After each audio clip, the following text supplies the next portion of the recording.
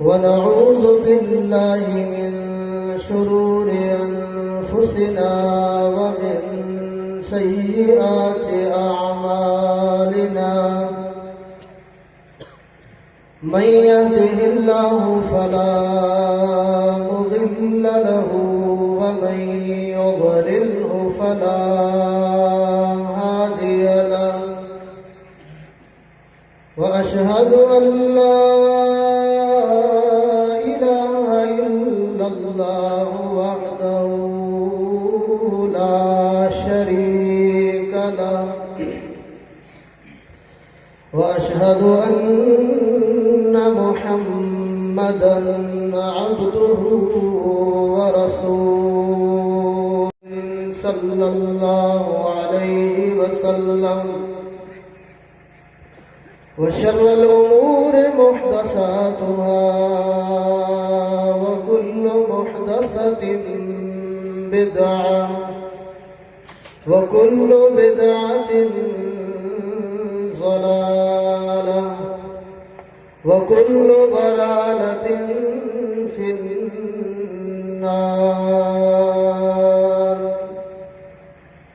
قال الله سبحانه وتعالى في كلامه المجيد والفرقان الحميد: أعوذ بالله السميع العليم من الشيطان الرجيم.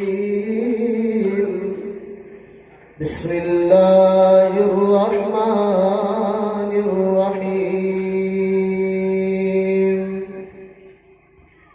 والله فضل بعضكم على بعض في الرزق فما الذين فضلوا براد رزقهم على ما ملكت أيمانهم فهم فيه سواء أفبنعمة الله يجحدون. اللهم انفعنا بما علمتنا وعلمنا ما ينفعنا وزدنا علما. سبحانك لا علم لنا إلا ما علمتنا إنك أنت العليم الحكيم.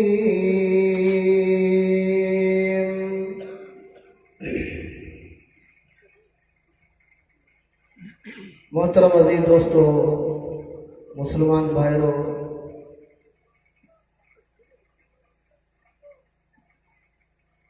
इंसान जी दुनिया में जेतिरी बि मेहनत ऐं काविश पंहिंजी आख़िरत जी ज़िंदगी संवारण जे लाइ आहे, उन समूरी मेहनत जो दारोमदार अक़ीदा तौहीद आहे। जेकॾहिं इंसान जो अक़ीदो दुरुस्त आहे त उन ई इंसान जूं ॿियूं समूरियूं नेकियूं अल्लाह रब्बुल इज़्ज़त इंशाअल्लाह क़बूल कंदो। पर जेकॾहिं अमल जे मैदान में हिकु मुस्लमान इंतिहाई कोशिश जदोजहद ऐं मेहनत कंदड़ हुजे, नवाफिल जो अहतमाम, फ़राइज़ जी पाबंदी, सुन्नतनि जो अहतमाम, अलगर्ज़ ख़ैर भलाई ऐं नेकी जा जेतिरा बि कम आहिनि उहे सभु करे थो, पर संदसि अक़ीदे जे अंदरि ख़राबी आहे। अल्लाह ताला जे मुतालिक़ पंहिंजे रब जे बारे में उन इंसान जी सोच, फिक्र, नज़रियो दुरुस्त न आहे। अहिड़े इंसान जी अल्लाह ताला जे बारगाह में हिकु नेकी बि क़बूल न आहे।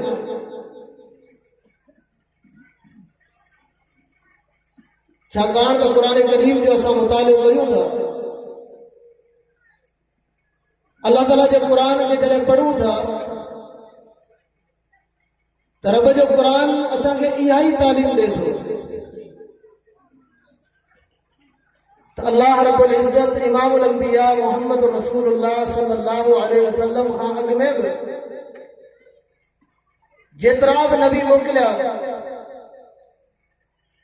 उन्हनि सभिनी पैगंबरनि खे रब्बुल आलमीन इहो हुकुम ॾिनो त तव्हां वञो ऐं ज़मीन वारनि खे, ज़मीन ते रहण वारनि मुंहिंजे ॿारनि खे मूं अकेले जे इबादत जे तरफ़ सॾियो ऐं गॾोगॾु रब्बुल आलमीन तव्हां असांखे सम्झाइण जे लाइ अक़ीदे जी अहमियत ज़हन नशीन करण जे लाइ रब्बुल आलमीन क़ुर करीम में हिकु मक़ाम ते 18 पैगंबरनि जा नाला ज़िक्र कया लगातार। ऐं यादि रखो क़ुर करीम जो इहो वाहिद मक़ाम आहे ऐं दीन इस्लाम जो इहो वाहिद मसइलो आहे जंहिंजी अहमियत खे बयान करण जे लाइ अल्लाह ताला क़ुर करीम में हिकु जगह ते 18 नबियनि जा नाला वरिता ऐं उन खां पोइ रब छा फरमायो? फरमायो वलौ अशरकू लहबित अनहुम मा कानू यअमलून। जेकॾहिं मुंहिंजा ही 18 नबी मूं अल्लाह जे ज़ात सां शिरक कनि हा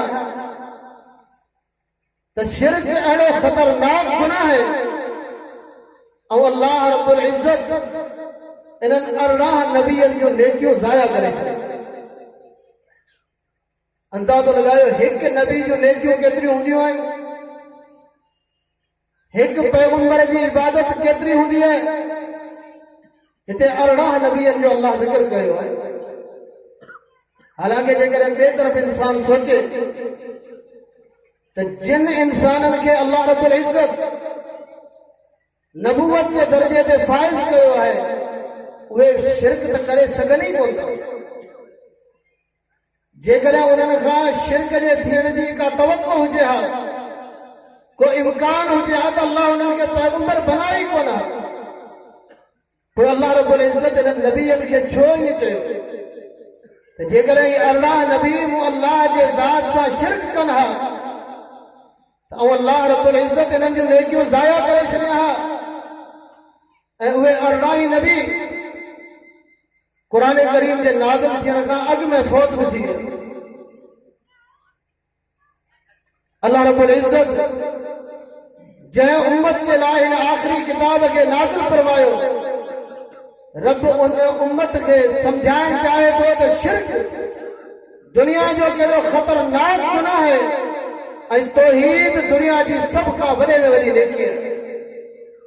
शिरक अहिड़ो गुनाह आहे जेकॾहिं अल्लाह जे पैगंबर खां सरज़द थी वञे, हालांकि थींदो कोन, पर रब असांखे सम्झाए थो त उन जूं नेकियूं ज़ाया थी सघनि थियूं त पोइ तव्हांजा अमल, तव्हां जूं नेकियूं, जिन नेकियुनि मां असां तव्हां ख़ुदि मुतमइन कोन आहियूं। निमाज़ पढ़ूं पिया पर ख़बर न आहे क़बूल पवंदी या न, इन जे करे जो पाण बि मुतमइन न आहियूं पंहिंजे नेकी मां। दोस्तो, रब्बुल आलमीन फरमायो इन्हनि नबियनि जूं नेकियूं मां ज़ाया करे छॾियां जेकॾहिं शिरक कनि। वरी रब्बुल आलमीन ख़ासि इमामुल अंबिया मोहम्मद रसूलुल्लाह सल्लल्लाहु अलैहि वसल्लम जो ज़िक्र फरमायो। फरमाई ला इन अशरकत ला यहबतन अमलुक व लतकूनन मिनल खासिरीन। ऐं मुंहिंजा महबूब, जेकॾहिं तव्हां बि जेके इन्हनि 18 नबियनि ऐं ॿिया जेतिरा नबी तव्हां खां अॻु में आया उन्हनि सभिनी नबियनि जा तव्हां सरदार आहियो। नबियनि जे सरदार सां अल्लाह मुखातिब आहे, नबियनि जे अॻुवान सां, हिन उम्मत जे रहनुमा सां रब्बुल आलमीन मुखातिब थी छा थो फरमाए? ला इन अशरकत, जेकॾहिं तव्हां बि शिरक कयो, ला यहबतन अमलुक, अल्लाह तव्हांजो नेकियूं ज़ाया करे छॾींदो। हालांकि इमामुल अंबिया खां शिरक जो थियण नामुमकिन आहे, पर पाण सवरी सिंधी में चवंदा आहियूं हाणे धीअ खे सिखे न अल्लाह रब्बुल इज़्ज़त ख़िताब कयो आहे अंबिया सां पर रब सेखाइण तव्हां असांखे चाहे थो त शिरक अहिड़ो गुनाह आहे जेको नबी जे नेकियुनि खे ज़ाया करे सघे थो। तव्हां गौर करियो फिक्र करियो सोचो पंहिंजे अकाइद ते नज़र विझो जेकॾहिं तव्हांजे अक़ीदनि में शिरक आहे त तव्हांजूं जेतिरियूं बि ज़िंदगी जो नेकियूं आहिनि तव्हांजो निमाज़ूं तव्हांजा रोज़ा तव्हांजो ज़कातूं तव्हांजा हज तव्हांजूं तहज्जुद निमाज़ूं तव्हांजा सदक़ात ऐं ख़ैरात सभु अल्लाह रब्बुल इज़्ज़त ज़ाया करे छॾींदो शिरक जे करे। अंदाज़ो लगायो केॾो ख़तरनाक गुनाह आहे शिरक ऐं अल्लाह ताला जो तौहीद तमामु वॾी नेकी आहे तमामु वॾी नेकी आहे। अल्लाह रब्बुल इज़्ज़त उन नेकी जो ज़िक्र बि क़ुरान में फरमायो। रब्बुल आलमीन क़ुरान करीम जे अंदरि मके जे मुशरिकनि जो ज़िक्र कयो। मके जे मुशरिकनि दुनिया जे अंदरि तमामु वॾी नेकी कई बैतुल्लाह खे तामीर कई। अल्लाह जे घर बैतुल्लाह खे तामीर कनि था। अॼु पाण ॿारड़ी में हिकिड़ी मस्जिद ठाहियूं था नंढड़ी जंहिंमें हिकिड़ी निमाज़ अकेलो माण्हू पढ़े त हिकिड़ी निमाज़ जो सवाबु जेकॾहिं जमात सां पढ़े त 5वीं या अञा आजिज़ी इनकिसारी तवाज़ो हुजे त 27 नमाज़ुनि जो सवाबु। पर मके जे मुशरिकनि अल्लाह जे उन घर खे तामीर कयो जंहिंमें हिकु निमाज़ पढ़ण जो सवाबु 1 लख निमाज़ुनि जो सवाबु। केॾी वॾी नेकी आहे पर रब फरमाए थो इहा नेकी बि तौहीद जे बराबरि कोन्हे। तौहीद जे बराबरि इहा नेकी बि कोन्हे जंहिं बाने जो अल्लाह जे ज़ात जे बारे में इहो नज़रियो आहे जंहिंजी इहा सोच आहे जंहिंजो इहो अक़ीदो आहे त अकेलो अल्लाह रब्बुल इज़्ज़त इबादत जे लाइक़ आहे नज़र ऐं नियाज़ जे लाइक़ सिर्फ़ अल्लाह जी ज़ात आहे। जंहिं बाने जो इहो अक़ीदो आहे हर क़िस्म जे सजदे ऐं रुकू ताज़ीम जे लाइक़ अल्लाह जी ज़ात आहे। उन इंसान वटि हिकिड़ी एॾी वॾी नेकी आहे जेका बैतुल्लाह जे तामीर करण खां बि वॾी नेकी आहे। उहो मुस्लमान दुनिया जे कंहिं बि कुंड में रहंदो हुजे उन वटि हिकिड़ी वॾी नेकी आहे। रब्बुल आलमीन क़ुरान करीम जे अंदरि मके जे मुशरिकनि सां ख़िताब कयो। रब्बुल आलमीन मके जे मुशरिकनि सां मुखातिब थी करे फरमायो क़ुरान करीम जे अल्फाज़ में फरमाया अजअलतुम सिकायतल हाज व इमारतल मस्जिदिल हराम कमन आमन बिल्लाहि वल यौमिल आखिर। ओ मके जा मुशरिको तव्हां सम्झो था तव्हां दुनिया जी वॾी नेकी कई आहे बैतुल्लाह खे तामीर असां कयो आहे। जेके इमामुल अंबिया मोहम्मद रसूलुल्लाह सल्लल्लाहु अलैहि वसल्लम ते ईमान आणण वारा आहिनि उहे हिन घर में इबादत जे लाइ तरसनि था। असां उन्हनि खे इबादत बि करण कोन था ॾियूं। हिन घर जो कंट्रोल बि असां वटि आहे हिन घर जी तामीर बि असां कई आहे ऐं बैतुल्लाह जे ज़ियारत जे लाइ दुनिया जे कुंड कुर्च मां जेके इंसान अचनि था उन्हनि जी ख़िदमत बि असां करियूं था। मको फतह थियण खां अॻु में सिकायतल हाज हाजियुनि खे पाणी पीआरियूं था। इमामुल अंबिया मोहम्मद रसूलुल्लाह सल्लल्लाहु अलैहि वसल्लम जी उहा हदीस मुबारका मशहूर आहे। उञायल कुते खे पाणी पीआरण वारी औरत रब्बुल आलमीन उनखे बि माफ़ करे छॾियो पर जेको बैतुल्लाह जे मुसाफ़िर खे हज जहिड़ी अज़ीम इबादत करण जो इरादो करण वञे उनखे पाणी पीआरे उनजी नेकी केॾी वॾी हूंदी। पर रब फरमाए थो अजअलतुम सिकायतल हाज व इमारतल मस्जिदिल हराम कमन आमन बिल्लाहि वल यौमिल आखिर। ओ मके जा मुशरिको छा तव्हां सम्झो था तव्हां अल्लाह जे घर बैतुल्लाह खे तामीर कयो आहे तव्हां हाजियुनि खे पाणी पीआरियो था। इहा तव्हांजी नेकी उन माण्हू जे नेकी जे बराबरि आहे जंहिंजो ईमान फ़क़ति अल्लाह जे ज़ात ते आहे। नफ़े जी उम्मीद बि अल्लाह जे ज़ात मां नुक़सान जेकॾहिं आहे त रब जेसी न चाहे तेसी न थींदो। अल्लाह रब्बुल इज़्ज़त औलाद ॾियण वारी ज़ात रब जी आहे। बीमारियूं टारण वारी ज़ात सिर्फ़ अल्लाह रब्बुल इज़्ज़त जी आहे। जंहिं इंसान जो इहो ईमान आहे उन जे ईमान ऐं अक़ीदे जे बराबरि तव्हांजी इहा नेकी बि न आहे जो तव्हां बैतुल्लाह खे तामीर कयो आहे। अंदाज़ो लॻायो केॾी वॾी नेकी आहे। अल्लाह जो तौहीद अक़ीदा तौहीद अज़ीम नेकी आहे ऐं रब्बुल आलमीन क़ुरान करीम जे अंदरि उहो तौहीद बाननि खे सम्झायो कीअं केॾे बहितरीन अंदाज़ में अल्लाह रब्बुल इज़्ज़त अक़ीदा तौहीद बाननि खे सम्झायो। दुनिया जा ॿिया अहकाम दीन जा अहकाम मसाइल उन्हनि लाइ किताब पढ़णा पवनि क़ुरान पढ़णो पवे ॿिया मुख़्तलिफ़ क़िस्म जा जेको जो मुतालो करणो पवे थो पर रब जे तौहीद खे सम्झण जे लाइ अल्लाह रब्बुल इज्जत फरमाए थो बाना जगह तू पंहिंजो पाण खे पढ़ंदे पंहिंजे वजूद ते गौर कंदे त मूं रब जे तौहीद खे सम्झण जे लाइ तुंहिंजो 6 फुट जो कद बुत इहो मूं अल्लाह जे तौहीद खे सम्झण जे लाइ काफ़ी आहे। अल्लाह अकबर तॾहिं तो पंहिंजो पाण ते गौर कयो आहे। रब्बुल आलमीन तोखे पैदा की कयो आहे ऐं अल्लाह रब्बुल इज्जत इंसान खे क़ुरान में इहा दावत ॾिनी आहे बाना दुनिया जो मुख़्तलिफ़ शयूं ॾिसण जे लाइ कॾहिं मरी जा सफ़र करींदो कॾहिं कश्मीर जा सफ़र करींदो कॾहिं अहमदाबाद जा सफ़र करींदो और दुनिया जो इंसान कॾहिं पंहिंजे पाण ते गौर कर हज़ार रुपया ख़र्च करे जेके शयूं तूं ॾिसण वञी थो हक़ीक़त इहा आहे त उन्हनि खां वधीक क़ीमती तूं आहे। रब्बुल आलमीन तोखे पैदा फरमायो आहे इहे त सभु शयूं रुॻो तुंहिंजे ॾिसण लाइ पैदा थियूं आहिनि। अल्लाह रब्बुल इज्जत तुंहिंजे अखियुनि जी ख़ुशी तुंहिंजे दिल खे थधो करण जे लाइ तुंहिंजे दिमाग़ खे जे तफ़रीह ख़ातिर अल्लाह इहे शयूं पैदा कयूं आहिनि पर तूं पाण केतिरो क़ीमती आहे। रब क़ुरान में फरमायो पंहिंजे वजूद ते गौर कर अल्लाह जे तौहीद तोखे सम्झ में ईंदो। फरमायो फी अनफुसिकुम फला तुबसिरून ओ दुनिया जा इंसानो तव्हां पंहिंजे वजूद में गौर फिक्र छो नथा करियो। अल्लाह रब्बुल इज्जत तव्हांखे कीअं पैदा कयो आहे। बेमकान ते क़ुरान करीम में रब्बुल आलमीन फरमायो सनुरीहिम आयातिना फिल आफाक़ि वफी अनफुसिहिम हत्ता यतबय्यन लहुम अन्नहुल हक़। रब फरमाए तो इंसान जे वजूद में पंहिंजे कुदरत जूं निशानियूं ॾेखारींदुसि आसमान जे किनारनि में ऐं अल्लाह रब्बुल इज्जत पंहिंजे कुदरत जूं निशानियूं ॾेखारींदुसि हत्ता यतबय्यन लहुम अन्नहुल हक़ एस ताईं जो तव्हांजे लाइ इहा ॻाल्हि वाज़े थी वेंदी त हक़ीक़ी महबूब सिर्फ़ अल्लाह रब्बुल इज्जत आहे। अवलम यक्फ़ि बिरब्बिक बाना तुंहिंजे लाइ छा तुंहिंजो वो रब काफ़ी कोन्हे जेको हर शइ ते गवाह आहे का बि शइ उन अल्लाह रब्बुल इज्जत खां लिकियल कोन्हे। रब क़ुरान करीम जे ॿिन्ही आयतनि में इंसान खे दावत ॾिनी आहे पंहिंजे वजूद में गौर कर पंहिंजे वजूद ते सोच जरा नज़र विझ अल्लाह रब्बुल इज्जत तोखे कीअं पैदा कयो आहे ऐं इंसान जे तख़लीक़ खे रब मुख़्तलिफ़ मक़ामात ते तरतीब सां बयानु कयो आहे।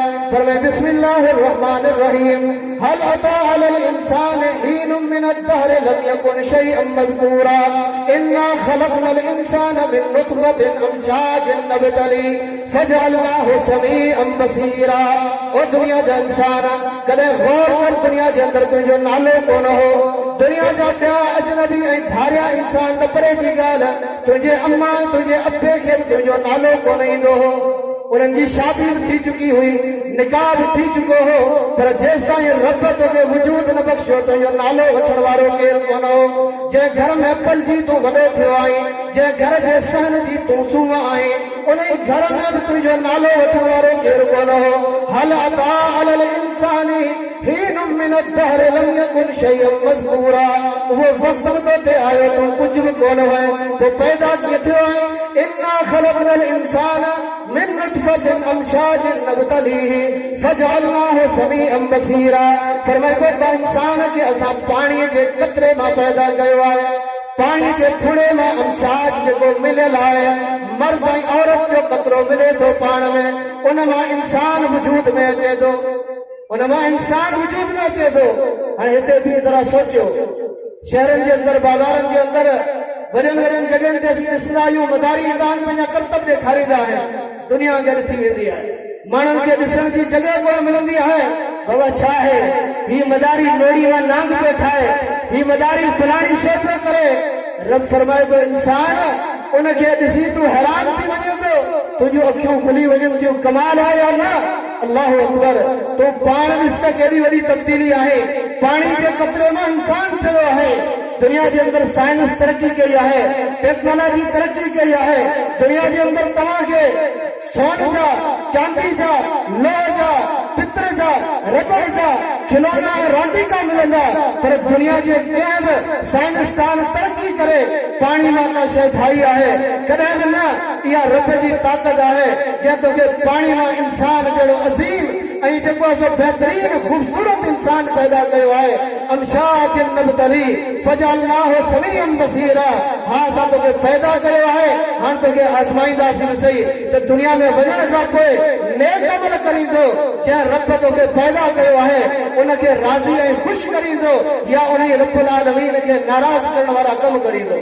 फजअलनाहु समीअन बसीरा इहो पाणी जो कतरो ॾिसंदड़ बि बणिजी वियो इहो ॿुधंदड़ बि बणिजी वियो अल्लाहु अकबर आहे पाणी जो फुड़ो इहो पाणी जो फुड़ो ॿुधे बि थो इहो पाणी जो फुड़ो ॾिसे बि थो दुनिया में कोई पानी आए जेको ॾिसंदो बि हुजे जेको ॿुधंदो बि हुजे कंहिं बि पाणी वटि इहा सलाहियत कोन्हे भले उहो ज़मज़म जो पाणी छो न हुजे पर इहो पाणी जो कतरो जेको दुनिया जो आहे बेकार में बेकार पाणी रब्बुल आलमीन इंसान खे को ज़मज़म जे पाणी मां पैदा कोन कयो आहे दुनिया जो गंदे में गंदो पाणी जेकॾहिं कपिड़े ते लॻी वञे कपिड़ो पलीत थी वञे जेकॾहिं जिस्म ते लॻी वञे इंसान बेचैन थी वञे जेसीं पंहिंजी सफ़ाई न करे तेसिताईं सुकून न अचे फरमाई अहिड़े गंदे पाणी जे फुड़े मां केॾो बहितरीन इंसान तोखे मूं पैदा कयो आहे हाणे तूं इंजीनियर बि आहीं डॉक्टर बि आहीं प्रोफेसर बि आहीं लेक्चरर बि आहीं पर असुल आहीं त पाणी जो कतरो एॾी तरक़ी तोखे ॾिनी की आहे पंहिंजे वजूद ते गौर कर पंहिंजे पाण ते गौर पिया कर तुंहिंजे चुपट जे कद ते गौर कर अल्लाह रब्बुल इज़्ज़त जी हिकिड़ाई रब्बुल आलमीन जी तौहीद तोखे सम्झ में अची वेंदी अल्लाह अकबर ऐं इंसान जो पाणी ना अॻियां कीअं ठहियो आहे रब जे क़ुरान खां पुछूं था फरमाए वलक़द ख़लक़नल इंसान मिन सुलालतिन मिन तीन सुम्मा जअलनाहु नुत्फ़तन फ़ी क़रारिन मकीन सुम्मा ख़लक़नल नुत्फ़ता अलक़तन फ़ख़लक़नल अलक़ता मुज़ग़तन फ़ख़लक़नल मुज़ग़ता इज़ामन फ़क़सौनल इज़ाम लहमा फ़तबारकल्लाहु अहसनुल ख़ालिक़ीन रब जो क़ुरान तो फरमाए असां इंसान खे गोयल मिट्टी मां पैदा कयो आहे पहिरियों इंसान हज़रत आदम गोयल मिट्टी मां पैदा थियो पोयां जेका इंसानियत आहे पाणी जे कतरे मां पैदा थी थी वलक़द ख़लक़नल इंसान मिन सुलालतिन मिन तीन सुम्मा जअलनाहु नुत्फ़तन फ़ी क़रारिन मकीन फरमाए पोइ पाणी जे कतरे खे पहिरीं तख़लीक़ पहिरीं इंसान जी गोयल मिट्टी मां पोयां ॿिया इंसान जेके पैदा थिया पाणी जे कतरे मां उन पाणी जे कतरे खे रब्बुल आलमीन महफूज़ जॻह ते रखियो आहे ऐं उहा महफूज़ जॻह छा आहे मां जो रहम आहे मां जे रहम जे अंदरि औरत जे रहम जे अंदरि पाणी जो उहो कतरो जमा थिए थो रब्बुल आलमीन उन पाणी जे कतरे मां कीअं तब्दीलियूं आणे थो सुम्मा ख़लक़नल नुत्फ़ता अलक़तन फरमाए वो पाणी जे कतरे खे रत में तब्दील कयो थो पाणी रत थी वियो दुनिया हैरान थींदी आहे न जेकर हिते केरु अची वञे न पाण खे पाणी रत करे ॾेखारे हर कोई चवंदो गिलास मूंखे ॾे ऐं ॾिसां त पाणी रत थियो आहे या न ऐं केॾो वॾो कमाल आहे हिन मज़ारी जो केॾो वॾो करतब आहे जे पाणी खे रत करे ॾेखारियो आहे रब फरमाए थो दुनिया जा इंसान पंहिंजे पाण ते गौर कर अल्लाह रब्बुल इज़्ज़त इहे सभु जेके दुनिया जा माण्हू आरती तौर ते तोखे वरगलाइण लाइ गुमराह करण लाइ भड़काइण जे लाइ भटकाइण जे लाइ ॾेखारीनि था इहे सभु शयूं रब्बुल आलमीन तुंहिंजे अंदरि हमेशह जे तौर ते रखी छॾियूं आहिनि उन पाणी के कतरे के रत के वरी गोश्त में बदलायो गोश्त हॾियुनि ते चाढ़ियो अल्लाह अकबर सुम्मा अंशअनाहु ख़ल्क़न आख़र तो वरी ॿियो मरहलो इंसान जे तख़लीक़ जो शुरू थियो हिन खे अखि बि लॻाई पई वञे जिते सुहे थी सुठी लॻे थी कन लॻायो पियो वञे हिन जा चप ज़बान हथ पेर बहितरीन अंदाज़ में रब्बुल आलमीन हिन इंसान जा पैदा कया फरमाए बाना गौर कर दुनिया में केरु आहे जेको हिकिड़ी से पाणी खे रत करे रत खे गोश्त करे गोश्त वरी हॾियूं ठाहे उन ते चाढ़े उन्हनि हॾियुनि में रूह फूकिजे अल्लाह अकबर को मां जे पेट में 4 महीना 10 ॾींहं खां पोइ हिन में साह बहिजी वञे अल्लाह अकबर पोइ जेका मां ग़िज़ा खाए पई उहा ग़िज़ा ऐं खुराक तोखे मिले पई खाइण वारी कमज़ोर थींदी वञे तूं जेको पेट में आहियो इहो ताक़तवर थींदो वञे ॿार वधंदो वञे बीजंदो वञे जेका मां ग़िज़ा ऐं खुराक खाए पई उहा कमज़ोर थींदी वञे पई छा अल्लाह जी ताक़त न आहे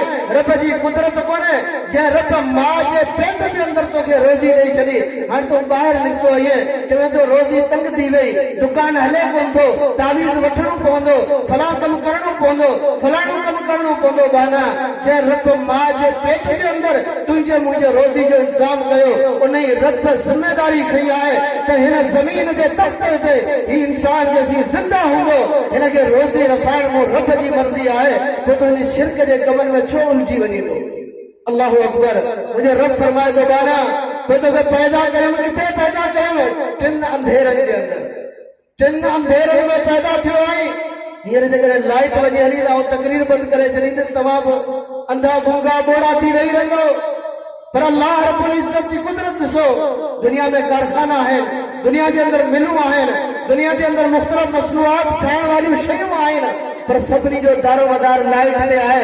लाइट में त जनरेटर जो इंतजाम, जनरेटर जो ख़त्म थियो, यूपीएस जो इंतजाम, हाणे वरी सोलर जो सिस्टम।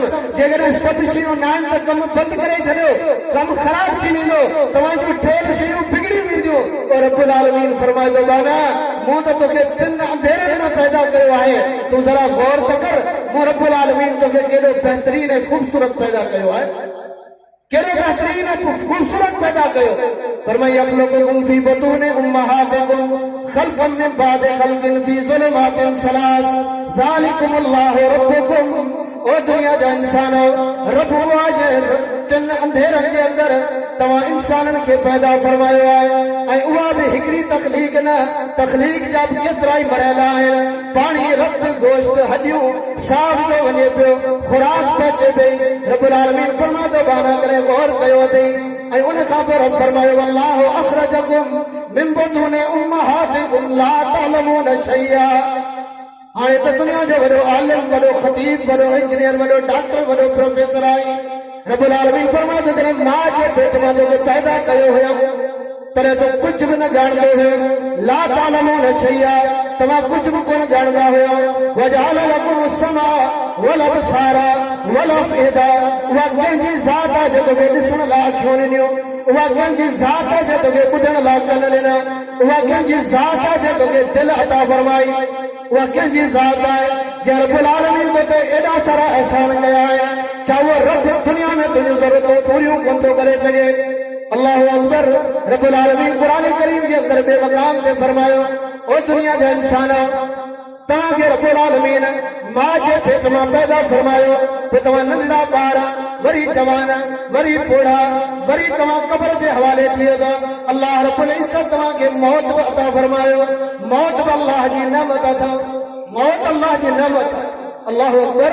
रब्बुल आलमीन क़ुरान करीम जे अंदर उन मौत खे बि नेमत जे तौर ते ज़िक्र फरमायो। छाकाणि त मौत न हुजे हा त केतिरा ई घर अस्पतालूं बणिजी वञनि हा, केतिरा ई बूढ़ा घरनि जे अंदरि खटोलनि ते पियल नज़र अचनि हा। ऐं थींदो बि ईअं आहे, जॾहिं घर में का पोड़ी अम्मा माज़ूर थींदी आहे, मोहताज थींदी आहे, तो पोड़ो मर्द मोहताज थींदो आहे, घर वारा बि दुआऊं पिया घुरंदा आहिनि हाणे अल्लाह खे प्यारो थी वञे। जेसि ताईं जेब में कुझु हो, जेसि ताईं बैंक बैलेंस हो, तेसि ताईं घर वारनि खे प्यारो हो। हाणे खीसा ख़ाली थिया आहिनि, हथ ॾकण लॻा आहिनि, पेर ज़मीन ते रखी कोन थो सघे, अखियुनि सां ॾिसे कोन थो, कननि सां ॿुधे कोन थो। हाणे पुट बि दिलि में सोचीनि पिया बाबा कॾहिं फैसला कराईंदा आहिनि, पर जॾहिं ॿोड़ो थींदो आहे, कमज़ोर थींदो आहे, तुंहिंजो पुट बि तुंहिंजे सॾ ते कोन ईंदो आहे। मूं रब तोखे मौत ॾिनो, ऐं मौत त हर शइ ते अचे थो, पर इंसान खे अल्लाह कहिड़ी असमत अता कई आहे। मौत खां पोइ दफ़नाइण जो सिस्टम आहे। दुनिया में ॿियूं साह वारियूं शयूं बि मरनि पियूं, उन्हनि खे जेको सो जीत खाई था वञनि, कुता खाई वञनि था, बगड़ खाइनि था, इजूं खाइनि थियूं। ही इंसान आहे जंहिंखे रब इज़त ॾिनी आहे। रब्बुल आलमीन फरमाए तुंहिंजी ज़िंदगी जा इहे समूरा मरहला, इन्हनि ते गौर कर, अल्लाह जी तौहीद तोखे सम्झ में ईंदी। छा इन्हनि सभिनी मरहलनि मां कंहिं तुंहिंजे ज़िंदगी जे हिकिड़े मरहले में दुनिया जो को ॿियो शरीक भाईवार आहे? केर बि न आहे। इहे सभु कम अकेले रब कया आहिनि। पोइ इबादत बि उन अकेले अल्लाह रब्बुल इज़्ज़त जी करणी आहे। इबादत बि उन अकेले अल्लाह रब्बुल इज़्ज़त जी करणी आहे। रब्बुल आलमीन क़ुरान करीम जे अंदरि वरी इंसान खे दावत ॾिनी, ओ दुनिया जा इंसानो, पढ़ण जूं शयूं तव्हांखे ॿुधाइजनि त शायदि तव्हां चओ असीं पढ़ियल अणपढ़ियल आहियूं, पर रब ॾिसण जूं शयूं बि तव्हांखे ॿुधाए। ॾिसो, अखियूं त अणपढ़े वटि बि आहिनि, अखियूं पढ़ियल वटि बि आहिनि, रब ॾिसण जी दावत ॾे थो। अल्लाहु अकबर। रब्बुल आलमीन ॾिसण जी दावत ॾे थो। फरमाई फलियंजुरिल इंसानु इला तआमे अन्ना सबबनल माअ सब्बा ثم شققنا الأرض شقا فأنبتنا فيها حبا وعنبا وقضبا وزيتونا ونخلا وحدائق غلبا وفاكهة وأبا متاعا لكم ولأنعامكم। रब जो क़ुरान तो फरमाए बाना रुगो पंहिंजे खाधे जे तरफ़ ॾिस, जेको खाधो खाईंदो इन खाधे जे तरफ़ ॾिस त इहो खाधो किथां आयो आहे, इहे खुराक, इहा कणिक, इहे चांवर, इहे शयूं किथां आयूं आहिनि, कंहिं पैदा कयूं आहिनि। फलियंजुरिल इंसानु इला तआमे। इंसान खे पंहिंजे खाधे जे तरफ़ ॾिसणु घुरिजे। जंहिं जॻह ते हिकिड़ो दाणो अनाज जो, ॿिज जो, इंसान को जमीन में लगायो हो उहा जमीन जंहिंमें इंसान जहिड़ियूं क़ीमती शयूं दफ़न कयूं वञनि त उहे बि ॻरी ख़तम थी वञनि। अल्लाह अकबर। पर तुंहिंजे ज़मीन में अमानत तौर रखियल पाणी जो हिकिड़ो अनाज जो दाणो रब्बुल आलमीन उनखे ज़मीन मां कीअं पैदा कयो आहे। उन हिकिड़े दाणे मां सभई दाणा रब्बुल आलमीन तोखे मोटाए ॾिना आहिनि। फलयंजुरिल इंसानु इला तआमिह, पंहिंजे खाधे जे तरफ़ ॾिस, गौर कर, फिक्र कर। फिक्र केरु कंदो? असांखे त खाधो साम्हूं अचे त तकड़ी एतिरी हूंदी आहे, बिस्मिल्लाह ई विसरी वेंदी आहे, अल्लाह जो शुक्र करण ई विसरी वेंदो आहे। फिक्र त बाद जी ॻाल्हि आहे। फिक्र हूंदी आहे खाइण जी। रब फरमाए थो हिन खाधे खे खाइण खां पहिरीं सोच, इहो खाधो तो ताईं पहुतो कीअं आहे, तुंहिंजे तो ताईं पहुचायो कीअं आहे। ऐं रब्बुल आलमीन जी ज़ात आहे जंहिं खाइण जे लाइ तोखे मैदो अता कयो, जंहिं रब्बुल आलमीन हज़म करण जे लाइ खाइण लाइ पेट, हज़म लाइ मैदो, ऐं वरी उन खाधे जे निकिरण जा रस्ता बि रब बनाया। इहे अल्लाह जूं नेमतूं अथव। अल्लाह अकबर। ॿ ॾींहं कंहिंखे सिर्फ़ कब्ज़ी थिए थी न, माण्हू केतिरो परेशान थिए थो।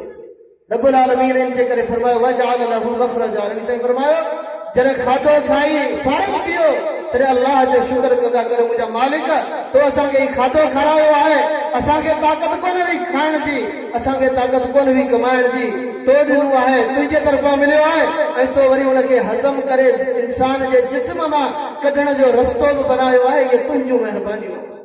अल्लाह रब्बुल इज़्ज़त फरमाए थो बाला इन ते गौर कर, तोखे अल्लाह जी हिकिड़ा ई सम्झ में ईंदी। केरु आहे? अरूनी माज़ा ख़लक़ मिनल अर्ज़। रब फरमाए थो ॾेखारियो ॿियनि जिन जी तव्हां इबादत करो था, उन्हनि छा पैदा कयो आहे, उन्हनि छा पैदा कयो आहे जो तव्हां मुंझारे जो शिकार थी पिया आहियो, मुंझी पिया आहियो। त इबादत रब जी थिए या कंहिं ॿिए जी थिए, जंहिं सभु कुझु पैदा कयो उन ई रब खे छॾे तूं उनजी इबादत करीअ जंहिं कुझु बि कोन पैदा कयो। इहो ज़ुल्म आहे। इन जे करे रब फरमाए इन शिर्क लज़ुल्मुन अज़ीम। शिर्क दुनिया जो बदतरीन ज़ुल्म आहे। अल्लाह अकबर। रब्बुल आलमीन वरी बाने खे जानवरनि जे तरफ़ ॾिसण जी दावत ॾिनी। रुगो ॾिसंदो वञ, पढ़ण पाक जी ॻाल्हि आहे। ॾिसंदो वञ पंहिंजा खाधा, पंहिंजो जिस्म, पंहिंजे जिस्म जी कैफ़ियत, अल्लाह जे तौहीद खे ॾिसंदो वञ ऐं पढ़ंदो वञ, पंहिंजे वजूद खे पढ़ंदो वञ। अल्लाह अकबर। फरमायो इन लकुम फिल अनआमि लइब्रा नुस्कीकुम मिम्मा फी बुतूनिही मिन बैनि फर्सिन व दमिन लबनन खालिसा साइगल लिशारिबीन। तव्हांजे लाइ जानवरनि जे अंदरि बि वॾी इबरत रखियल आहे। ही जानवर, ही बकरियूं, रिढूं, गऊं ऐं मेयूं जेके तव्हां असांजे घरनि में ॿधियूं पयूं आहिनि, हर फरमाए थो इहे बि तव्हांखे अल्लाह जे हिकिड़ाई जी दावत ॾियनि थियूं, रब जे तौहीद जी तव्हांखे दावत ॾियनि थियूं। इन लकुम फिल अनआमि लइब्रा नुस्कीकुम मिम्मा फी बुतूनिही मिन बैनि फर्सिन व दमिन लबनन खालिसा। फरमाए इन जानवर जे पेट मां हिकु तरफ़ रत आहे पेट जे अंदरि, ॿिए तरफ़ हुनजो छेण आहे, उन जे विचां तव्हांजे लाइ खीर अचे पियो। इहो खीर केतिरो साफ़ आहे। इन खीर में कॾहिं तव्हांखे रत जी बदबू आई आहे, इन खीर जे अंदरि कॾहिं तव्हांखे छेणे जी बदबू आई आहे। मिन बैनि फर्सिन व दमिन लबनन खालिसा। रब तव्हां ताईं ख़ालिस पहुचायो। तो खीर जे वापारियुनि हुननि में पाणी मिलायो, दुनिया खे धोखो ॾिनो, ख़यानत कयो, ख़ालिस शइ में मिलावट कयो। पर रब फरमाए थो तो वटि त फ्रिजनि में खीर पियल आहे, ख़राब थी वञे थो, तो वटि त साफ़ सुथरनि थांवनि में पियल आहे। जेकॾहिं हिकिड़े ॾींहुं हिकिड़े डेयरी वारे जो खीर नथो विझामे त उहो खीर ख़राब थी वञे थो, ॿिए ॾींहुं न वठणो पवे थो। रब फरमाए थो तव्हां वटि अल्लाह रब्बुल इज़्ज़त जे तरफ़ां जेको खीर जो गिलास त अचे थो, इहो कंहिं फ्रिज मां कोन थो अचे, कंहिं साफ़ सुथरे बर्तन मां कोन थो अचे। हिकु तरफ़ रत आहे जानवर जे पेट में, ॿिए तरफ़ छेणो आहे जानवर जे पेट में, उन जे विचां ई रत जो गिलास, खीर जो गिलास रब्बुल आलमीन तव्हां ताईं पहुचायो आहे। इन लकुम फिल अनआमि लइब्रा नुस्कीकुम मिम्मा फी बुतूनिही मिन बैनि फर्सिन व दमिन लबनन खालिसा साइगल लिशारिबीन। पीअण वारनि जे लाइ केॾो लज़ीज़ खीर आहे।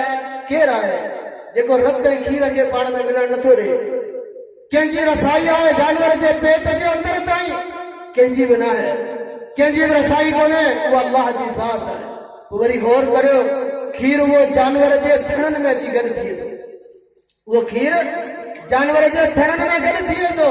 पोइ मुंहिंजा मालिक तुंहिंजे कुदरत ते इंसान जेतिरो सोचे ओतिरो घटि आहे। ऐं उहे थण बि रब कीअं बनाया आहिनि, हेठि लटकियल आहे ऐं उनजे हेठां सुराख आहे। तव्हां पाणी जी बोतल भरियो, उन बोतल में सुराख करियो, उनखे ऊंधो करियो, उन बोतल में को पाणी बचंदो, उन बोतल जे अंदरि का शइ बचंदी, उनखे लोॾियो बि न, सिर्फ़ ऊंधो करियो। ही जानवर जो थण आहे, जानवर सीम में वञे थो, जंगल में वञे थो, ॿनियुनि में चरण लाइ वञे थो, थण सॼो ॾींहुं लुॾनि था, सुराख बि हेठे पासे खां आहे।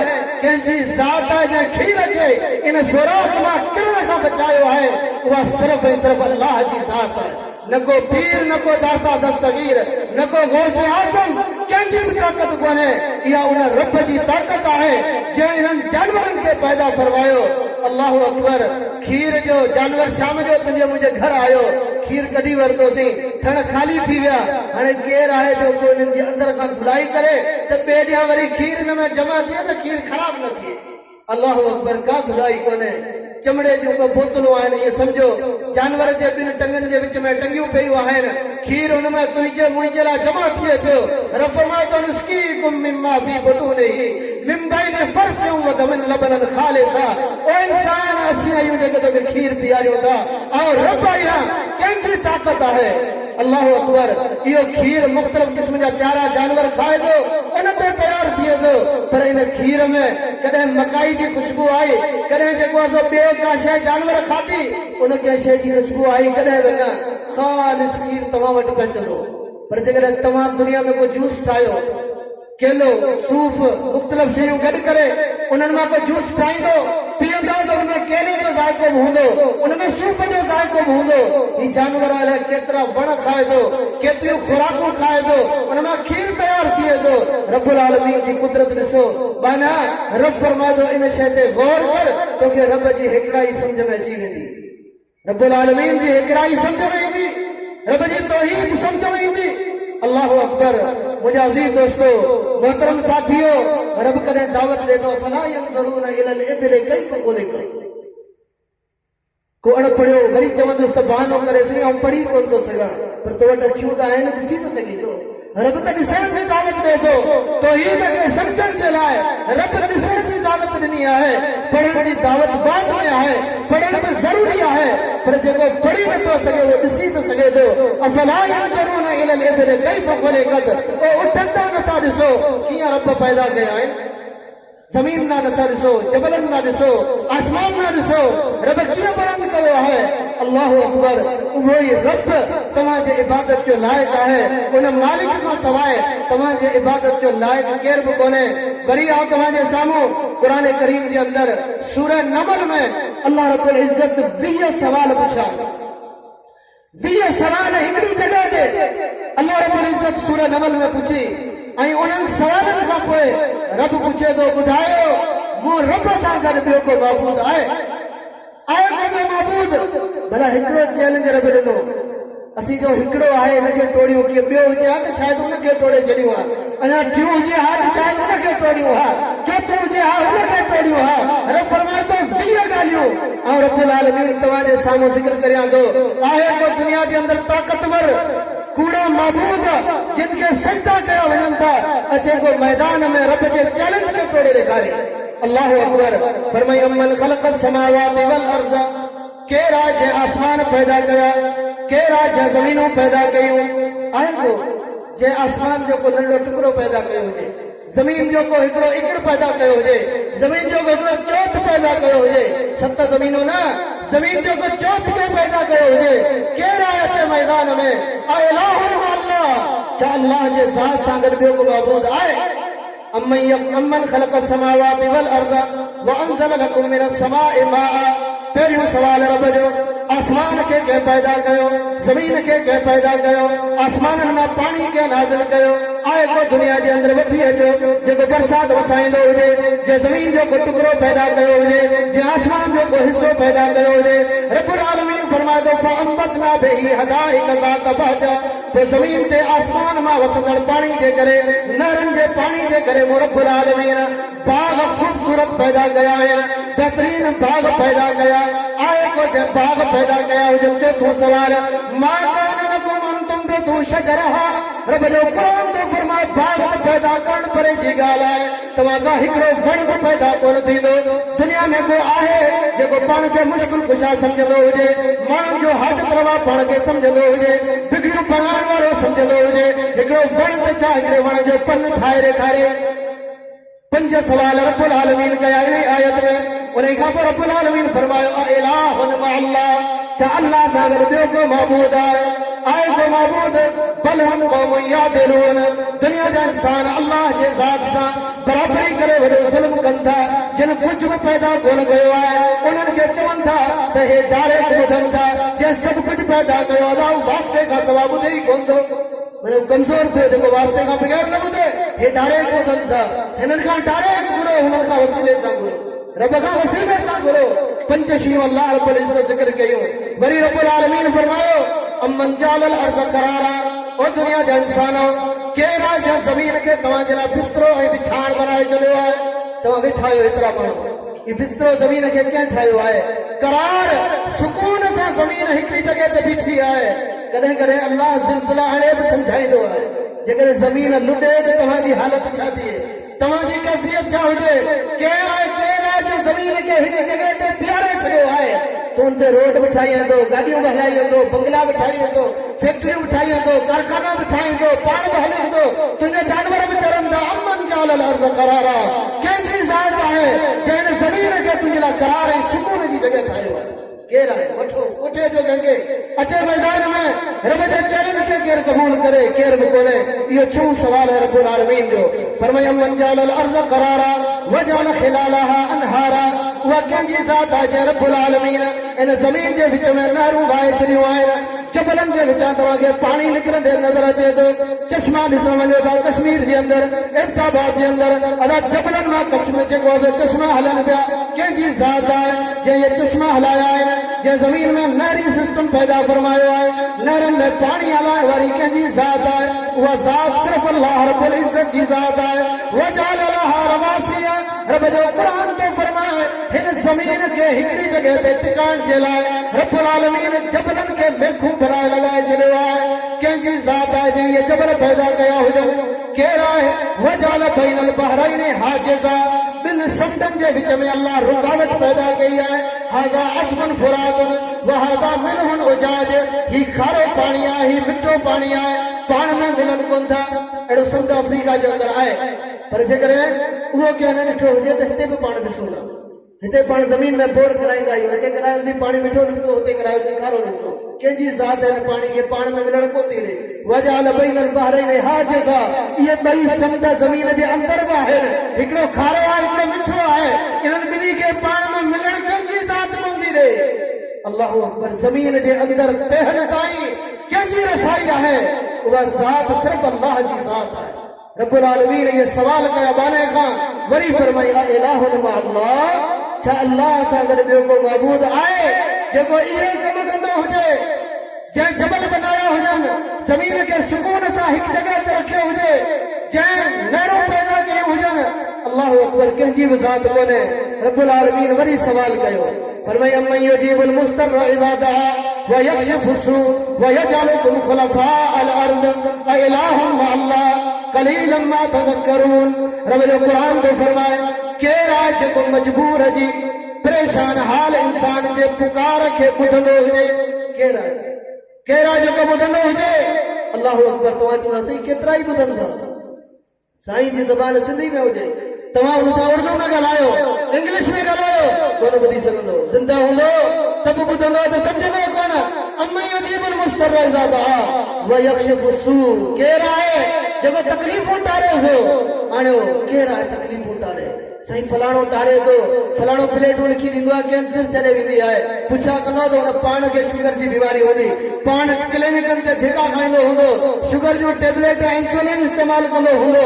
जेकॾहिं माण्हुनि जूं जेको सो कैंसर जूं बीमारियूं टारे हा त पाण ज़िंदगी में बीमार कोन थिए हा, मथे जो सूर भी कोन थिए हा, पेट में तकलीफ़ भी कोन थिए हा, बाथरूम में काकूस में भी कोन वञे हा। कोई अल्लाह जी ज़ात आहे जेको इन्हनि सभिनी शयुनि खां पाक, सभिनी शयुनि खां पाक अल्लाह जी ज़ात आहे। रब्बुल आलमीन फरमाए थो यजअलुकुम खुलफाअल अर्ज़, ज़मीन जे अंदरि तव्हांखे हिक ॿिए जा नाइब केरु थो बनाए? हिकिड़ा फोक थियनि था, ॿिया पोयां अचनि था, सिलसिलो हले पियो रब तव्हांखे ज़मीन में ख़लीफ़ो नाइब बनाए छॾियो आहे इहा कंहिंजी ज़ात आहे रब वरी पुछो इलाहुन मा अल्लाह छा अल्लाह सां गॾु को मबूद आहे जेको इहे कम कंदो हुजे अल्लाहु अकबर रब्बुल आलमीन वरी सवालनि जो सिलसिलो जारी रखियो फरमाई अम्मन यहदीकुम फी ज़ुलुमातिल बर्रि वल बहर कंहिंजी ज़ात आहे जेको खुशकी में पानी जे अंदर तव्हांखे रस्ता ॾेखारे थो मल्ला ॿेड़ी जे अंदर राति जे अंधेरनि में सितारनि जे जेको असां रहनुमाई सां राति जो ॿेड़ी में समुंड जे अंदर पानी जे अंदर रस्तो ॾिसंदो आहे कंहिंजी ज़ात आहे जेको तव्हांखे रस्ता ॾेखारे थो रब अखियूं न ॾेहा त तूं वेठो हुजे केरु ईंदो आंगर मां पकड़ींदो वठी वेंदो पोइ वेंदो अल्लाहु अकबर रब फरमाए थो केरु आहे अम्मन यहदीकुम फी ज़ुलुमातिल बर्रि वल बहर कंहिंजी ज़ात आहे वमन युरसिलु रियाह बुशरन बैन यदै रहमतिही उहा कंहिंजी ज़ात आहे जेको बरसात खां अॻु में हिकिड़ी अहिड़ी हवा हलाईंदो आहे जंहिं हवा में अहिड़ी ख़ुशबू हूंदी आहे जेका तव्हांखे बरसात जी ख़ुशख़बरी ॾींदी आहे कॾहिं कॾहिं सोचींदो आहियां दुनिया जा बहितरीन परफ्यूम महांगे खां महांगा अतर माण्हू वठी लॻाईंदा आहिनि पर जॾहिं लॻाए माण्हू ॿाहिरि फिज़ा में निकिरंदो आहे कुझु टाइम खां पोइ उनजो असर ख़तम थी वेंदो आहे पर बरसात खां अॻु में हलण वारी जेका हवा आहे इहे पूरे इलाइक़े में घुमे थी उन मां ख़ुशबू ख़तम कोन थींदी आहे इन हवा में ख़ुशबू कंहिं रखी आहे इन हवा में खुशबू कंहिं रखी आहे जेका हवा खुशबू खे ख़तम करण जो ज़रियो हूंदी आहे उन ई हवा में खुशबू खे उॾाइण जो ज़रियो हूंदी आहे उन ई हवा में अल्लाह रब्बुल इज़्ज़त खुशबू रखी आहे रब्बुल आलमीन वरी पुछो इलाहुन मा अल्लाह अल्लाह सां गॾु को मबूद आहे जेको इहे कम करे सघे फरमाए अम्मन यब्दउल ख़ल्क़ सुम्मा युईदुहु कंहिंजी ज़ात आहे जे शुरू में इंसाननि खे पैदा कयो वरी वापसि पाण ॾांहुं मोटाईंदो वमन यर्ज़ुकुकुम मिनस समाइ वल अर्ज़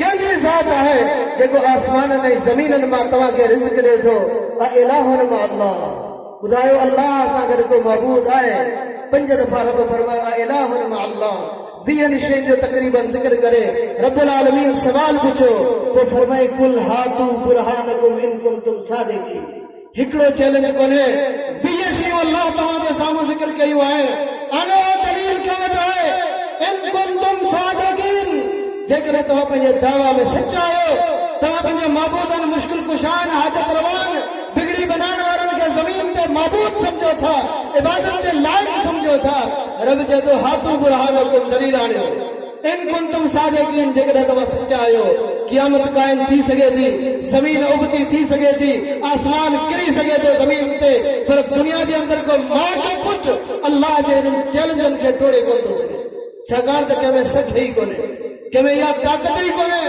त मुंहिंजा दोस्तो मुसलमान भाइरो जंहिं रब हेॾो सॼो निज़ाम पैदा कयो आहे या अय्युहन्नास उअ्बुदू रब्बकुम ओ दुनिया जा इंसानो उन रब जी इबादत करियो अहलुल हदीस जो ही बेहतरीन स्टेज अहलुल हदीस की दावा अल्हम्दुलिल्लाह असांजी दावत अल्लाह जे अबोज बाननि खे अल्लाह जे ज़ात सां जोड़ण वारी दावा दुनिया जा इंसान दावत तबलीग जो कम कंदा हूंदा पर माण्हुनि खे अल्लाह जे मखलूक खे अल्लाह खां टोड़ण वारी दावत हूंदी आहे अल्लाह तव्हांजी ॿुधंदो ई कोन अल्लाह तव्हांजी ॿुधंदो ई कोन पोइ तुंहिंजी ॿुधंदो पाण खे सम्झंदो आहे त आउं को फ़रिश्तो आहियां ऐं मुंहिंजो मुरीद जेको आहे शैतान आहे हिन जी कोन ॿुधबी मुंहिंजी टरंदी कोन ग़लत ॻाल्हि आहे रब्बुल आलमीन टारण ते अचे हज़रत नूह पंहिंजे पुट लाइ दुआ घुरी रब टारे छॾी रब टारण ते अचे इब्राहिम अलैहिस्सलाम क़यामत के ॾींहुं पंहिंजे पीउ लाइ दुआ घुरंदो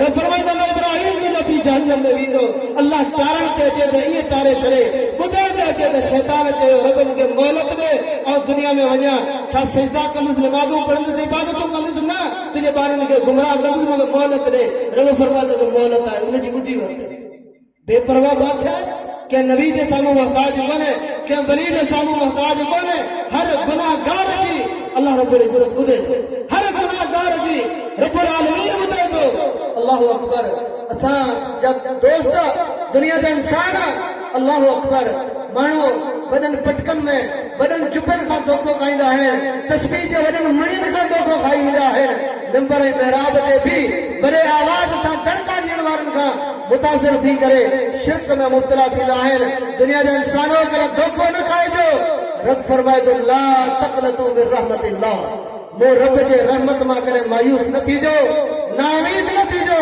और अल्लाह रब्बुल इज्जत तव्हांजी ॿुधाईंदो। सही बुखारी में हिकिड़ो वाक़ियो तव्हां सां बयान करियां। हिकिड़ी काफ़िर औरत आहे, काफ़िर औरत, मुसलमान न, काफ़िर आहे। अल्लाहु अकबर। उन वटि हिकिड़ी नंढी छोकिरी अचे थी मके जे अंदरि।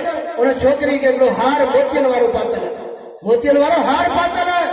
हिकिड़ी गिज उॾामंदी अचे आसमान में। उन सम्झो मोती ॻाढ़ा हुआ, ही गोश्त जो टुकड़ो आहे। आई वो हार खणी वई। अल्लाहु अकबर। नंढड़ी जा जॾहिं वारस आया, उन्हनि चयो तव्हां हिकिड़ी नंढड़ी छोकिरी बीठल आहे, हिकिड़ी औरत आहे, सिधी ॻाल्हि आहे, औरत ई हार खयो हूंदो। उहा औरत चवे त मूं हार कोन्हे खयो, हार गिज खणी वई आहे। इंसान जो अकुल कमु कोन थो करे। हार सां गिज जो कहिड़ो वास्तो, गिज जो हार सां कहिड़ो ताल्लुक, गिज हार खे छा कंदी? इहा ॻाल्हि अण थियणी आहे। तूं कूड़ थी ॻाल्हाई, हार तो खयो आहे, हार असांखे ॾे, वरना तुंहिंजा कपिड़ा लाराए वसी तलाशी वठंदासीं। मुसन्नफ इब्न अबी शैबा जे रिवायत अल्फाज़ आहिनि। अल्लाहु अकबर। उहा औरत चवे थी दाऊदुल्लाह, अल्लाह रब्बुल इज्जत खे पुकारे मुंहिंजा मालिक। ऐं हिकिड़ी औरत आहियां, सिन्फ़े नाज़िक आहियां, औरत जे लाइ वॾो मसइलो आहे, मुंहिंजा कपिड़ा लाता वञनि अजनबी मर्द। अल्लाहु अकबर। ओ मुंहिंजा मालिक, मुंहिंजे इज्जत जो सवाल आहे, मूं ते पर्दो रख। आहे केरु? काफ़िर, मके जे अंदरि रहण वारी। रब्बुल आलमीन उन काफ़िर औरत जी दुआ ॿुधी, जेका तसव्वुर खां ॿाहिरि आहे, सम्झ खां ॿाहिरि आहे। अल्लाह रब्बुल इज्जत उन गिज खे हुक्म ॾिनो, उहा हार वापसि खणी आई ऐं उन औरत वटि उते अची उछलायाई। उन नंढड़ी छोकिरी जे वारसनि बि ॾिठो त वाक़िअतन इहो हार उन गिज खयो हो, हिन औरत वटि हार कोन। अल्लाह काफ़िरनि जी ॿुधे थो, रब शैतान जी ॿुधी वरिती। तूं छो अल्लाह जे अबोज बाननि खे, अल्लाह जे ज़ात खां परे करण जी कोशिशि करी थो? दुनिया जा इंसान, तूं केॾो बहितरीन इंसान आहे, रब तोखे केॾो बहितरीन पैदा कयो आहे। कॾहिं पत्थर में क़िस्मत रखियो वेठो। ही शहर में पत्थर खणी फिरंदा पिया आहिनि माण्हू, नौजवान असांजा ख़ुशूसन। अदा मूंखे मुंडी ठाराइणी आहे, हिन में हिकिड़ो पत्थर रखणो आहे, पर हाणे क़िस्मत वारो को पत्थर तलाश करियो। अल्लाहु अकबर। ओ पत्थरनि में क़िस्मतूं तलाश करण वारो, ॿुधो, इमामुल अंबिया मोहम्मद रसूलुल्लाह सल्लल्लाहु अलैहि वसल्लम जो सहाबी हज़रत उमर बिन ख़त्ताब रज़ी अल्लाह ताला अन्हु मक्के में वञे थो बैतुल्लाह जो तवाफ़ करण जे लाइ। बैतुल्लाह जो तवाफ़ करण जे लाइ बैतुल्लाह जी हिकिड़ी कुंड में हिकिड़ो पत्थर लॻल आहे, जंहिंखे हजरे अस्वद चयो वञे थो। इहो पत्थर दुनिया जो पत्थर कोन्हे, इहो पत्थर दुनिया जो पत्थर कोन्हे, इहो पत्थर जन्नत मां आयो आहे। इमामुल अंबिया मोहम्मद रसूलुल्लाह सल्लल्लाहु अलैहि वसल्लम जन उन पत्थर के बारे में फरमायो। पाण फरमाइंदा लहू आइनान युबसिर बिहिमा, क़यामत के ॾियारे न हजर अस्वद के उथारियो वेंदो। लयबासन अल्लाहु अल हजर अल अस्वद, क़यामत के ॾियारे अल्लाह इन पत्थर के उथारींदो। लहू आइनान युबसिर बिहिमा, इन पत्थर जूं ॿ अखियूं हूंदियूं, उन्हनि सां ॾिसंदो।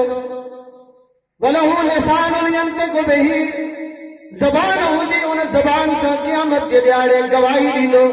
कंहिंजे बारे में लिमन इस्तलमहु बिल हक़, जंहिं हक़ सां तौहीद जे अक़ीदे सां, अक़ीदा तौहीद जे हालत में जंहिं हजर अस्वद खे चुमी ॾिनी हूंदी, इस्लाम कयो हूंदो, सलाम कयो हूंदो। इमामुल अंबिया मोहम्मद रसूलुल्लाह फरमाईंदा, क़यामत जे ॾींहुं पत्थर उथंदो, अज़मत वारो पत्थर। रसूलुल्लाह सल्लल्लाहु अलैहि वसल्लम फरमाईंदा, जन्नत मां नाज़िल थियो इहो पत्थर सफ़ेद हो, अबियद मिनल लबन, खीर खां बि वधीक सफ़ेद हो। सवदत हो ख़ताया बनी आदम, आदम जे औलाद जे गुनाहनि उन पत्थर खे कारो करे छॾियो।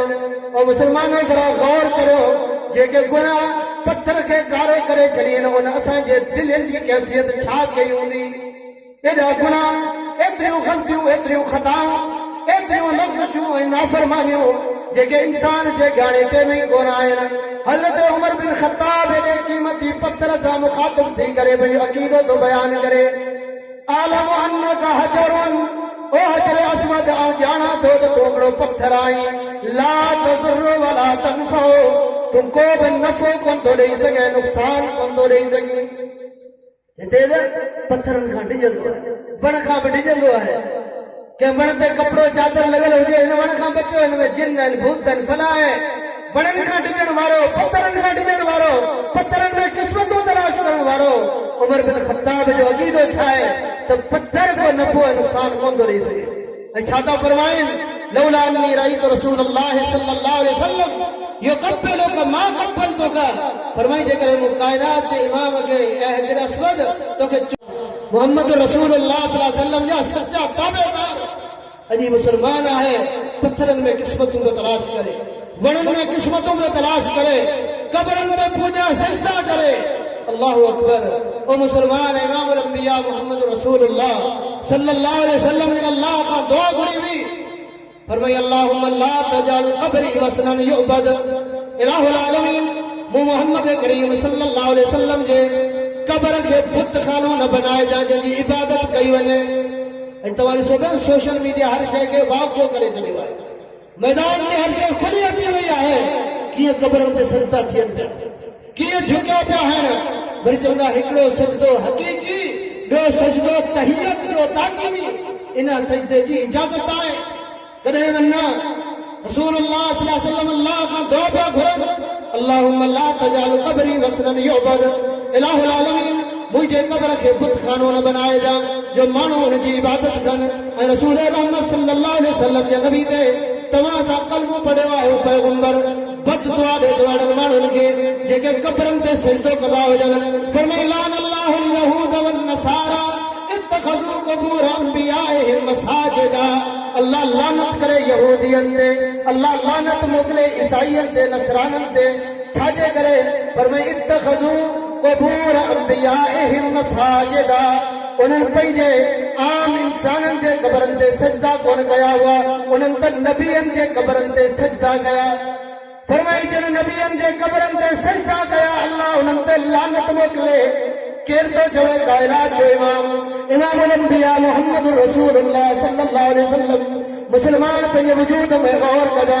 ॻाल्हि मुमकिन आहे खरी आहे दुखी लॻंदी हुजे पर सोचजा अकेलाई में वञी ज़रूर त जेकॾहिं यहूदी ऐं ईसाई नबी जे क़ब्र ते सजदो कनि इमाम अंबिया उन ते लानत मोकिले थो ऐं त नबी ते कलमो पढ़ण वारो आहियां नबी जे क़ब्र ते न हिकिड़े आम क़ब्र ते सजदा कंदो वञा छा मुंहिंजे मथां अल्लाह जूं रहमतूं नाज़िल थींदियूं कॾहिं बि न अल्लाह जूं कॾहिं बि रहमतूं नाज़िल कोन थींदियूं ये मुसलमान है अल्लाह अकबर करे ॾिस कंध में तावीज़ बाह में तावीज़ टंग में तावीज़ पेट ते तावीज़ एॾो नफ़्सियात जो मरीज़ हिनखे कयो वेंदो आहे ऐं एॾो ज़हनी डॉक्टर कयो वेंदो आहे त जेकॾहिं जो तावीज़ खोलियो त मरी वेंदी तावीज़ खोले ई जहिड़ो के तुंहिंजो साह तुंहिंजी जान तुंहिंजी सिहत हिन कारे धागे में आहे अल्लाह जे ज़ात वटि न आहे अल्लाह अकबर पोइ छा थींदो आहे करे करे माण्हू चवंदा आहिनि साईं तावीज़ बदोसी फ़ाइदो थियो अदा फ़ाइदो थियण सां का नाजाइज़ शइ जाइज़ कोन थींदी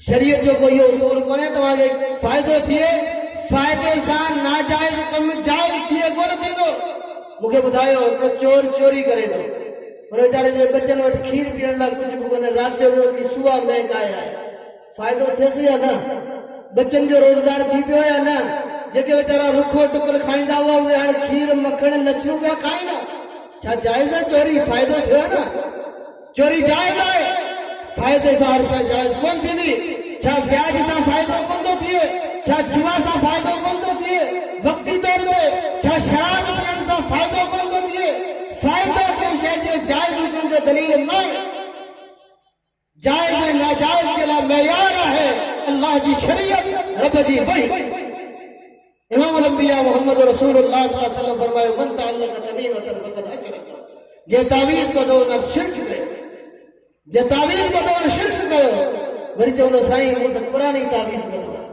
मूं त क़ुरानी तावीज़ बदो आहे हिन में क़ुरान लिखियल आहे अक्सर जेके तावीज़ हूंदा आहिनि असां ॾिठा आहिनि उन्हनि में अंग लिखियल हूंदा आहिनि अंगनि सां नक्शो ठाहे पोइ उनजे चइनी कुननि ते या जिब्राइल या इज़राइल या मीकाइल या इसराफील माना उन्हनि फ़रिश्तनि खे छॾियो पियो वञे ऐं किन जे अंदरि त काफ़िरनि जा नाला फ़िरौन कारून हामान उबई बिन खलफ जा नाला लिखियल हूंदा आहिनि तो त ॾिठो ई कोन अंदरि लिखियल छा आहे पर जेकॾहिं तव्हांजे चवण जे मुताबिक़ ऐं मञी वठां त हुन में क़ुरान मञी वठां हुन में क़ुरान तॾहिं बि अल्लाह जा बाना जाइज़ कोन्हे छा रसूलुल्लाह सल्लल्लाहु अलैहि वसल्लम जो क़ुरान नाज़िल कोन थियो अॼु दुनिया जा ही जेके आहिनि जाली पीर अल्लाह अकबर दुकान खोलिया तावीज़नि सां छा अल्लाह जे रसूल जे दौर में माण्हू बीमार कोन थींदा हुआ, सहाबा ज़ख्मी कोन थींदा हुआ, बीमारियूं कोन हुयूं?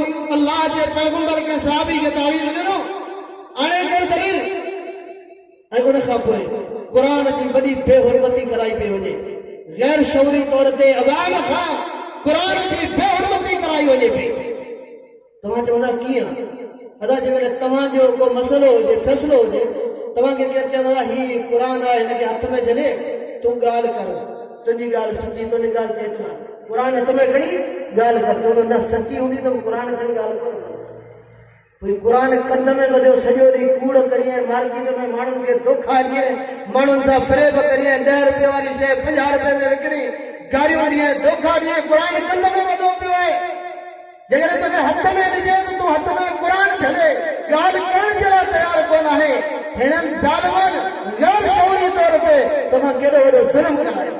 ऐं अल्लाह जो कसम कॾहिं ॾिसंदा आहियूं उन जेके तूं चवंदो न क़ुरान लिखियलु आहे, उनजे मथां जेको कपिड़ो हूंदो आहे, 10 साल जा तावीज़ ॿधण जे करे उन्हनि कपिड़नि जा रंग ई तब्दील थी वेंदा आहिनि। एतिरी मर उन में हूंदी आहे, मेल उन में हूंदी आहे, यकीन करे उन में धप थी वेंदी आहे। जेकॾहिं वेचंदो आहे तब पातो पियो आहे, जेकॾहिं पेशाब करे थो तब पातो पियो आहे, जेकॾहिं बाथरूम में आहे तब पातो पियो आहे। क़ुरान तूं कंध में ॿधी सभु कम करींदो ऐं तूं सम्झींदो सवाब जो कमु पियो करे। इमाम अंबिया मोहम्मद रसूलुल्लाह सल्लल्लाहु अलैहि वसल्लम फरमाया, मन तअल्लक़ तमीमतन फ़क़द अशरक, जे तावीज़ ॿधो हुन अल्लाह जे ज़ात सां शिरक कयो। अल्लाहु अकबर। मुंहिंजा अज़ीज़ दोस्तो, इन खां सवाइ केतिरा ई शिरकिया उमूर असांजे मुआसिरे में मौजूद आहिनि। माण्हू कसम खणंदा आहिनि, अदा मूंखे पंहिंजे पीउ जो कसम, मूंखे मुंहिंजे अमड़ जो कसम, मूंखे खीर जो कसम, ही खट ते आऊं वेठो आहियां इन जो मूंखे कसम, हीअ जेको खट आहे हिन ते जनाज़ा खणंदा आहिनि इन जो मूंखे कसम आहे, ऐं कूड़ कोन थो करियां। हालांकि अल्लाह जे रसूल सल्लल्लाहु अलैहि वसल्लम फरमायो, मन हलफ, जे अल्लाह खां सवाइ कंहिं ॿी शइ जो कसम कयो फ़क़द अशरक, उन में शिरक कयो। छो? कसम उन शइ जो खयो वेंदो आहे जेका अज़मत वारी हुजे, अल्लाह खां वधीक का शइ अज़मत वारी आहे। पर मुस्लमान तव्हां असांजे दिलनि मां, असांजे नज़रनि मां रब जी अहमियत इहा असां ख़तम करे छॾी आहे। जेकॾहिं केरु अल्लाह जो कसम खणी ॻाल्हि करे पाण एतबार कोन कंदो, चवंदो अहिड़ा त सभु खणी वेंदो, अहिड़ा त सभई कसम खणी वेंदो। हा अदा ही चांहि हथ में पई आहे न, ही खीर हथ में आहे, हाणे कूड़ कोन कंदो। इन चांहि जे कोप जी ताज़ीम तुंहिंजे नज़र में अल्लाह जे ज़ात खां वधीक, अल्लाह जे ज़ात खां वधीक। इन जे रसूलुल्लाह सल्लल्लाहु अलैहि वसल्लम फरमायो, मन हलफ बिग़ैरिल्लाहि फ़क़द अशरक, जे अल्लाह जे ज़ात खां सवाइ कंहिं ॿी शइ जो कसम कयो हुन बि अल्लाह जे ज़ात सां शिरक कयो। ही वसीला मुआशिरे जे अंदरि ॿियूं खोड़ सारियूं बीमारियूं, इहे सभु शिरक आहे। अल्लाह जे ज़ात सां पंहिंजो ताल्लुक़ मज़बूत कयो, अकेलो अल्लाह। जंहिं रब जे ज़ात सां ताल्लुक़ मज़बूत कयो, हक़ीक़त इहा आहे, इहो हिकिड़ी अलॻि लज़त आहे, इहो हिकिड़ो अलॻि लुत्फ़ आहे, मज़ो आहे अकेले अल्लाह जे साम्हूं झुकण जो। जेके झुकिया उन्हनि पंहिंजूं जानियूं क़ुर्बान कयूं, छाकाणि त इहो लुत्फ़ मज़ो उन्हनि हासिल कयो, तौहीद जो जानियूं क़ुर्बान करे विया, पर अल्लाह जे ज़ात सां शिरक कोन कयो। आरनि सां कटजी विया, पर अल्लाह जे ज़ात सां शिरक कोन कयो। उठनि में ॿधी टंगूं चीरजी विया, पर रब जे ज़ात सां शिरक कोन कयो, छाकाणि त उन्हनि तौहीद जो मज़ो हासिल कयो हो। अकेले अल्लाह जे साम्हूं झुकण जो जेको मज़ो आहे, सुकून आहे, लुत्फ़ आहे, उनजी छा ॻाल्हि कजे। अल्लाह रब्बुल इज़्ज़त खां दुआ है, अल्लाह सुब्हानहु व तआला मूंखे तव्हांखे रब्बुल आलमीन जे हिकिड़ाई सम्झण जी तौफ़ीक़ अता फरमाए, तौहीद सम्झण जी तौफ़ीक़ अता फरमाए, ऐं उन जे मुताबिक़ असां तव्हांखे अमल करण जी तौफ़ीक़ अता फरमाए। व आख़िर दअवाना अनिल हम्दुलिल्लाहि रब्बिल आलमीन।